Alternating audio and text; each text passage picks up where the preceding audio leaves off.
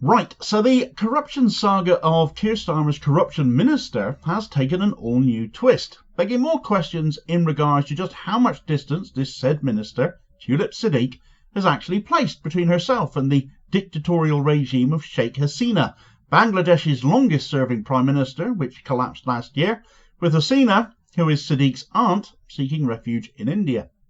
Where investigations are ongoing into the multi-billion pound embezzlement case that is being levelled against Hasina, of which Siddiq and her mother, Sheikh Rehana, have also been implicated in, the matter of a property gift from an associate of Hasina to Siddiq has now raised eyebrows even more again, because the property remains in Siddiq's possession, and it all adds fuel to the fire that Siddiq is too close to the Bangladeshi regime. Her family ties to it already problematic from a purely optics perspective, but with that corruption case ongoing, and now property being handed to her as well as having come out, along with some other awkward comments Siddiq has also allegedly made in the past too, for how much longer can Keir Starmer continue to express confidence in her, when it becomes more and more difficult for the general public to accept that? Right, so we're back to Tulip Siddiq, Keir Starmer's corruption minister, the MP for Hampstead and Highgate, economic secretary to the Treasury, and therefore she is the corruption minister by extension, since her Treasury role includes regulation of corruption within the financial sector. That has caused Starmer an almighty headache already, since Siddiq was named at the end of last year in a financial corruption case involving the deposed former leader of Bangladesh and Siddiq's aunt, Sheikh Hasina, as well as Siddiq's mother, Sheikh Rehana, who is also a politician, or was a politician, in that same Bangladeshi government. The UK corruption minister involved in financial corruption. The optics couldn't possibly be worse. The accusations here centre around a deal brokered between Bangladesh and Russia for a new power station to be built in Bangladesh. The deal actually brokered allegedly by Tulip Siddiq herself. A UK politician working for Bangladeshi interests and that of her aunt's regime. Yeah, that's putting in some distance, isn't it? The investigation alleges that Siddiq's family in Bangladesh embezzled up to £3.9 billion from infrastructure projects like this one, which on its own alleges that some £1 billion was siphoned off into private hands. The investigation is being carried out by Bangladesh's Anti-Corruption Commission, the ACC. It's being prompted by a political rival in Bangladesh to Hasina, Bobby Hajjaj. So arguably there could be a political motivation here, you might think. But the ACC clearly have enough evidence to have opened an investigation, and that can't just be dismissed out of hand. Now you would imagine the press would have a field day with a scandal on this scale, wouldn't you? Well, the mass media have largely glossed over it. It wasn't nearly as problematic for Starmer as, quite frankly, this should have been, had this garnered the coverage it really ought to have done. But will that change now that even more questions relating to how much distance Siddiq has placed between herself as a British-born UK politician and her family links to her aunt's despotic regime in Bangladesh? You see, the latest set of events concerns the gift of a flat to Siddiq by someone with significant links to her aunt's regime in Bangladesh. There is, it has to be noted, absolutely no claim that anything here is not above board. It very much appears to be perfectly above board. But again, it comes back to being a question of optics, and already facing an investigation over embezzlement claims due to deals being done on Bangladesh's behalf, and the questions that raises about Siddiq's impartiality as a British lawmaker, quite aside from the criminality aspect of that case. It just makes matters worse. And as the corruption minister, questions of her suitability for her particular role once again need asking of Keir Starmer. The flat in question is a two-bedroom flat near King's Cross that Siddiq still owns, that she was gifted to her in 2004. A gift, no money changed hands, quite the way to get onto the property ladder, that, isn't it? All of this has come out in previously undisclosed land registry filings. Now, at this point in her life, Siddiq was not an MP, of course. She was not even a councillor at this point. She was a member of the Labour Party, but no more than that so far as we can tell.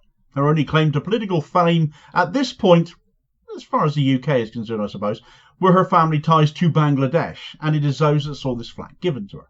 Now, the donor of the property was a chap called Abdul Muttalif, a developer and an associate of people close to Sheikh Hasina, who at this point in time, 2004, was leader of the opposition in Bangladesh. She had already been Prime Minister from 1996 to 2001 and would become so again in 2009 until being driven into exile last year. So this was a family with connections and influence, still having been in power previously and it is an associate of that, it would appear, that gifted Siddiq this flat. The reason for doing so, according to the Financial Times, who have genuinely produced a good article on this, credit where it is due for a change, is that it was by way of a thank you for financial assistance given by Siddiq's parents to an acquaintance of Motalif at a difficult time in their life. That's the story as they presented it. Now let's not forget Siddiq's mother is a politician in the Hasina-led Awami League, that's their party, and given the generosity of this gift, I can't help but wonder why Motalif didn't help this acquaintance himself. He evidently was of means if he can give away a London flat. At the time he bought it in 2001, it was valued at £195,000 and is now estimated to be worth somewhere in the region of £650,000. It's a bit of a step up from a bunch of flowers and a nice card, isn't it? Underlining the links to Siddiq's Bangladeshi family further here is that apparently before gifting the flat to Siddiq, Motalif allowed a man called Moin Ghani to live there. Ghani, who is a lawyer, later went on to represent the Awami League government of Sheikh Hasina and has been photographed with Hasina herself as recently as 2021. Motalif himself was discovered, according to electoral roll data, to be living in southeast London with a chap called Mujibul Islam between 2014 and 2024, who also happens to be the son of another Awami League member of the Bangladeshi parliament. So this chap Abdul Motalif has been incredibly generous to the daughter of an Awami League politician, niece of the Awami League leader, a woman who is now a British MP no less, and the corruption minister, and is being investigated on allegations of massive embezzlement, has lived also for a long period of time with the son of another Awami League MP, and has housed a lawyer to the Awami League government prior to its downfall in the same house he later gave to Tulip Siddiq. Well, the same flat he later gave to Tulip Siddiq. Any connection to this guy, therefore, really ought to be raising eyebrows. When you're in the public eye, as Tulip Siddiq is, though, this stuff has a way of coming out. And Siddiq hasn't helped herself in these matters, though, either. Prior to entering politics, though while still a Labour member, she worked with the Awami League's EU and UK lobbying unit and election strategy team. So she was a lobbyist on behalf of the Awami League, on behalf of Bangladesh, on behalf of her mother and her aunt's party. In 2015, she became an MP, and to a crowd of British Awami League supporters, she told them she couldn't have become an MP without them at an event held in honour of her aunt, Sheikh Hasina.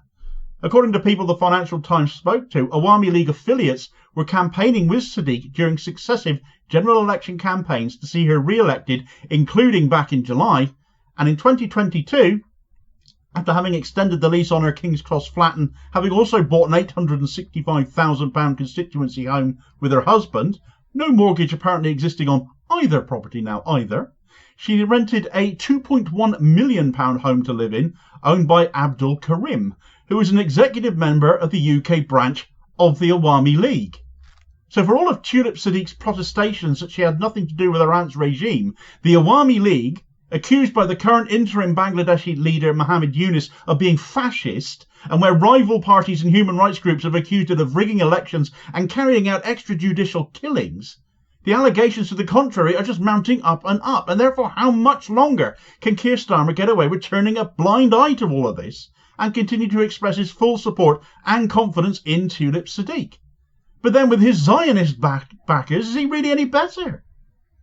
For more on the allegations facing Tulip Siddiq as part of that ACC investigation into that massive public money embezzlement case by her family in Bangladesh, the allegations into that, and Starmer's refusal to act on it already, check out this video recommendation here as your suggested next watch. Please do also hit like, share and subscribe before you do so if you haven't already, to ensure you don't miss new daily content, and help support the channel, of course, which is very much appreciated, and I will hopefully catch you on the next vid. Cheers, folks.